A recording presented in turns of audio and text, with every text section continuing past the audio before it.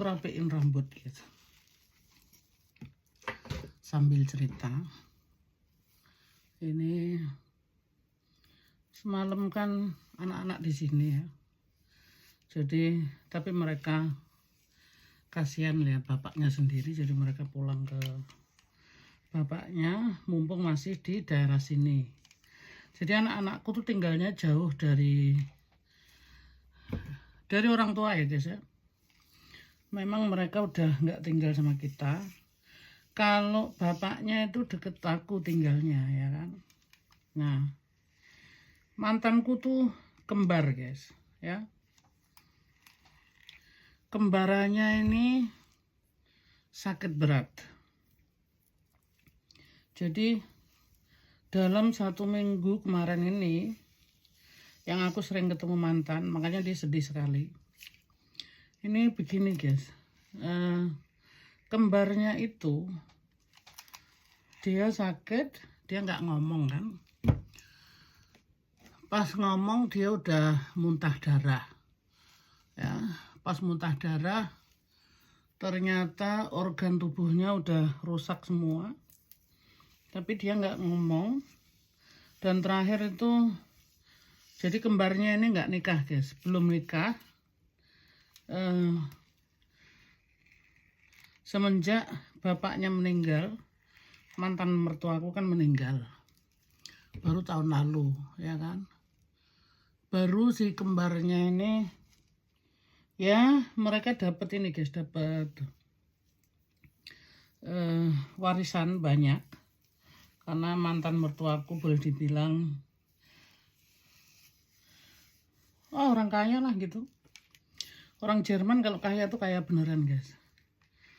Jadi masih berbau darah biru ya kan. Jadi tanahnya banyak, rumahnya juga ada berapa gitu, mantan mertua. Lalu umur 94 ya memang saatnya ya, dia meninggal.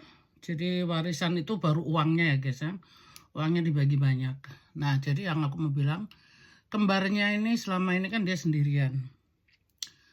Lalu dia katanya berasa, aku kayaknya tahun ini nggak tahu gimana, aku mau liburan kamu ke luar negeri sama mantan, karena mereka sekarang sama-sama sendiri kan.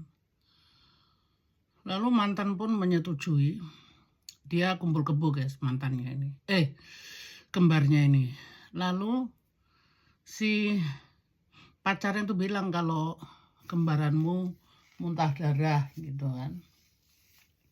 Langsung bawa ke rumah sakit guys ya. Lalu di rumah sakit dia udah nggak boleh pulang lagi. Katanya ini kamu udah nggak bisa lagi ditolong. Organ tubuhmu udah semuanya hancur. Karena ternyata ada penyakit yang tidak bisa disembuhkan, yaitu penyakit apa guys, cancer ya. Lalu makanya kan video yang lalu aku bilang dia di rumah sakit dipakein mesin karena ternyata udah nggak bisa hidup secara normal.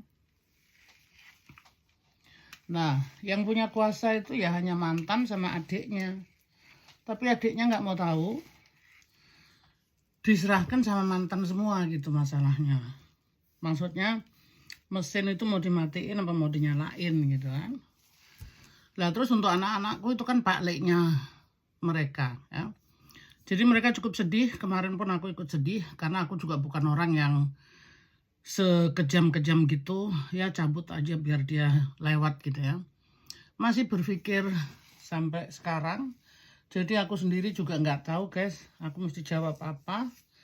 Ini mantan mau ketemuan lagi, walaupun anak-anak udah di sana. Dia bilang dia sendiri juga nggak kuat lagi untuk menghadapi hidup ini. Ternyata berat sekali. Setelah perceraian sama aku, bapaknya meninggal, dia sendirian, anak-anak jauh. Sekarang kembarnya koma guys. Jadi buat dia berat sekali, makanya aku mau ke sana. Tapi tunggu, ini masih agak pagi. Ya, kalau ada yang nanya, suaminya kok baik banget, nggak cemburu. Enggak guys, orang sini tuh gak gampang cemburu. Karena logikanya, ngapain aku ada main sama mantan gitu ya. Ini kan karena manusiawi. Karena Mbok De nikah itu 25 tahun sama pacaran 27, ya kan. Kalau aku masih mau sama mantan, ngapain aku cerai? Ya, kita manusia aja lah. Memanusiakan manusia. Modalku hanya kasihan karena kemarin anak-anak pun cerita bahwa situasi yang tidak enak. Mereka pun sedih karena biar gimana pun juga itu pamannya kan. Nah, jadi Mbok De mau datang, mau bantulah gimana solusinya gitu ya. Oke guys, ini durasinya udah lama, udah panjang. Mudah-mudahan bisa dipahamin. Jadi Mbok De datang ke mantan ini bukan karena seneng, tetapi Mbok De hanya modal kasihan ya. Kita di Jerman ini seringkali kesepian, jadi ya aku kan bahagia di sini. Jadi aku nggak bahagia di penderitaan orang lain guys. Ada yang bilang kok Mbok De tega sih. Itu masalahnya udah panjang sekali guys. Bukan hanya saat ini aja ya, tapi udah panjang gitu. Oke guys, sampai di sini dulu ya. Nanti Mbok De ceritain gimana berikutnya. Dadah.